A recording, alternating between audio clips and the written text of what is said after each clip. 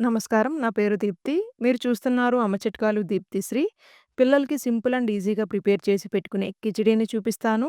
బయట కొనే ఆకుకూరలు ముఖ్యంగా పిల్లలకి పెట్టాలి అనుకుంటున్నప్పుడు 15-20 నిమిషాల పాటు ఉప్పు నీళ్ళల్లో ఉంచి తీసి శుభ్రంగా కడిగి ఉపయోగించుకోండి. అలా చేస్తే ఆకుకూరలు పండించడానికి ఉపయోగించిన మందులు గానీ, ఏమన్నా దుమ్మున్నా, చిన్న చిన్న పురుగులు ఉన్నా ఉప్పు నీళ్లు తీసేయటానికి సహాయపడతాయి.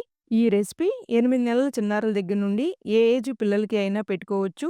సంవత్సరంన్నర పైబడిన పిల్లలకి అయితే నేను పెప్పర్ పౌడర్‌ని ఉపయోగించిన ప్లేస్‌లో మీరు కారాన్ని ఉపయోగించుకోవచ్చు. మొదటిసారి ఛానల్‌ని చూస్తున్న ఇంకా సబ్స్క్రైబ్ చేసుకోకపోయినా దయచేసి ఛానల్‌ని సబ్స్క్రైబ్ చేసుకొని పక్కన ఉన్న గంట సింబల్‌ని నొక్కి ఆల్ అనే ఆప్షన్‌ని సెలెక్ట్ చేసుకోగలరని మనవి. నా నుండి మీకు మరికొన్ని కిచిడీ వీడియోస్ కావాలి అంటే ఈ వీడియోని లైక్ చేయండి. ఎక్కువ లైక్స్ వస్తే నేను మరికొన్ని పిల్లలకి పెట్టుకునే కిచిడీ వీడియోస్‌నైతే పోస్ట్ చేస్తాను.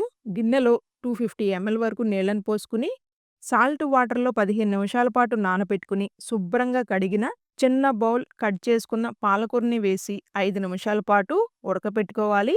5 నిమిషాలైతే చక్కగా మనకి స్పినాచ్ ఇలా ఉడికి ఉంటుంది. దీన్ని చల్లారనిచ్చి ఫైన్‌గా ప్యూరీలాగా గ్రైండ్ అవ్వటానికి కొద్దిగా నీళ్ళని పోసుకొని, గ్రైండ్ చేసుకొని పక్కన పెట్టుకుందాం.